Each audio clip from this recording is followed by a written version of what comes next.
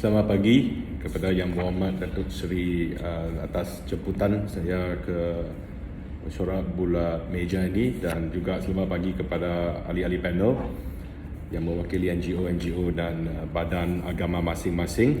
Saya seperti profesor, saya pun tidak mewakili badan mana NGO, cumanya saya boleh katakan saya mewakili 296,000 pengikut saya di Facebook dan juga 15,000 lagi dalam page backup saya sebagai seorang yang membuat analisa politik.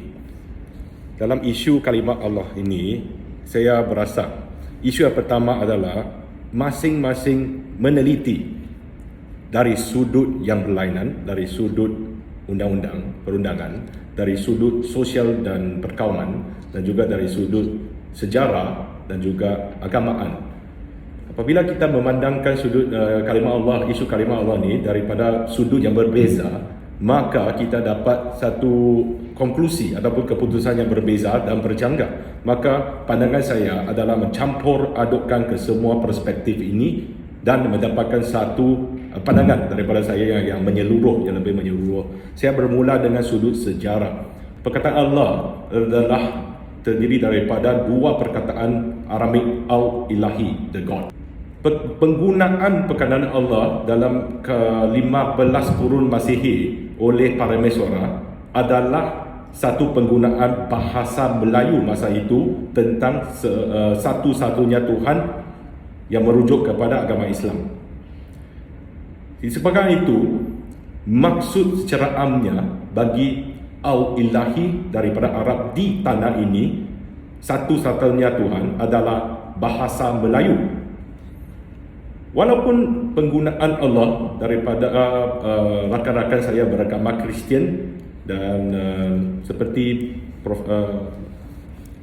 Reverend Archbishop yang menyebut bahawa telah digunakan selama 400 tahun, tapi penggunaan dahulunya 580 tahun sebelum ini, lebih awal, sejak zaman para mesyuarat pada kurun ke-15 Masihi dan juga zaman Emperor Zheng He, adalah untuk to depict the God al-ilahi dalam agama Islam.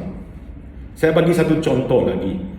Dalam Cantonese, Taikun merujuk kepada seorang menteri besar, tetapi dalam other language dia dirujuk sebagai seorang yang kaya, Taikun ini, Taikun itu. Tapi bila dirujuk balik dalam Cantonese, dia tidak membawa maksud Taikun orang kaya, tetapi Taikun dalam Cantonese iaitu seorang menteri besar.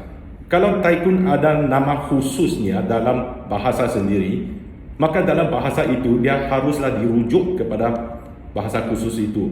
Allah ada dua penggunaannya, tapi di tanah ini dalam bahasa Melayu dia hanya boleh digunakan untuk satunya Tuhan dalam agama Islam. Apabila saya masuk kepada perspektif atau sudut sosial, tadi terdapat seorang ahli panel menyebut tentang orang Melayu tidak memahami tentang kaum lain.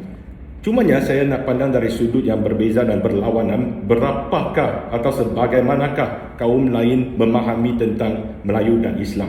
Bila ditanyakan apa maksud tarawih, ramai bukan Islam tak faham. Bila ditanyakan perbezaan tak umrah dan haji, ramai lagi tak faham. Apa kalimat tunjang dalam Islam, ramai tak faham.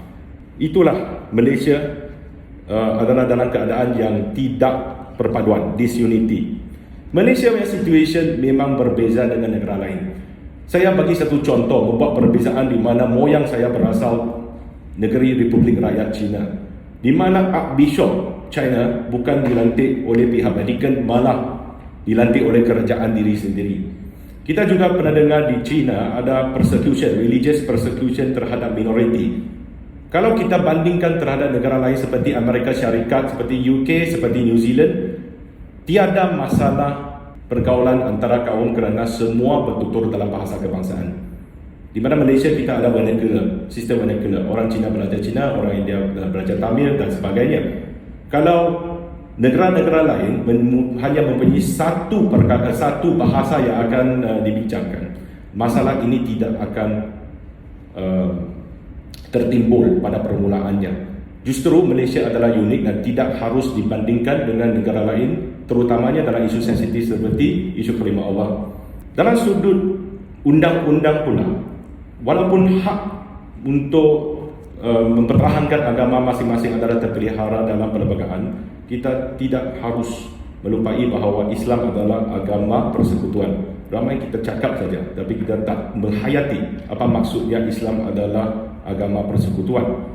Malaysia bukan sebuah negara Islam dalam interpretasi undang-undang. Sebuah negara Islam adalah di mana hukum syariah dia adalah prevails, adalah lebih tinggi daripada undang-undang sivil. Malaysia, hukum syariah dan sivil adalah sama rata.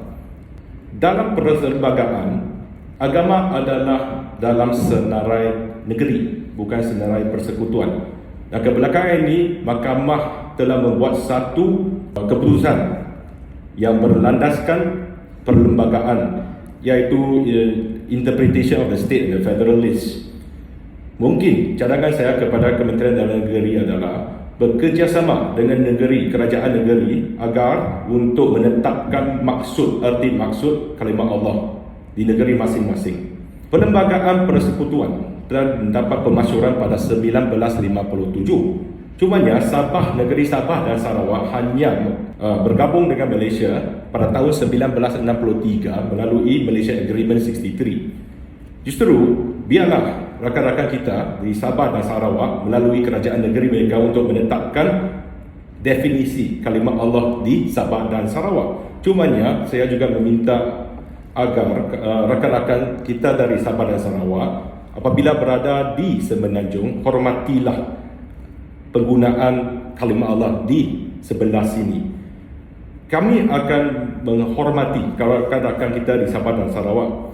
Cumanya jikalau Kerajaan Negeri Selangor, contohnya Duli Yang Maha Mulia Seri Paduka Sultan Selangor telah memberi satu perintah tentang definisi Allah, maka kalau rakan-rakan dari mana-mana tempat jua pun berada di Selangor, hormatilah undang-undang tersebut yang diperintahkan oleh Duli Yang Maha Mulia. Kita bukan berada dalam satu negara sekular, walaupun kebanyakan praktis dia adalah sekular. Kita adalah sebuah negara di mana Islam adalah agama persekutuan. Justru hayatilah perlembagaan itu, dan bukan saja sekadar cakap sahaja. Dan yang last sekali, seperti mana yang berhormat meminta tadi, saya seorang Buddhis. Kalau dari sudut perspektif Buddhis, dalam kitab yang pertama diutarakan oleh Buddha, iaitu Dhammacakkappavattana Sutta, yang mementingkan kesederhanaan, no self-mortification and no self-pleasure, and take the madhya, middle path. Kalau ambil middle path dan juga tidak mengejarkan apa-apa keduniawian, itulah adalah persamaan antara Buddhism dengan agama-agama lain.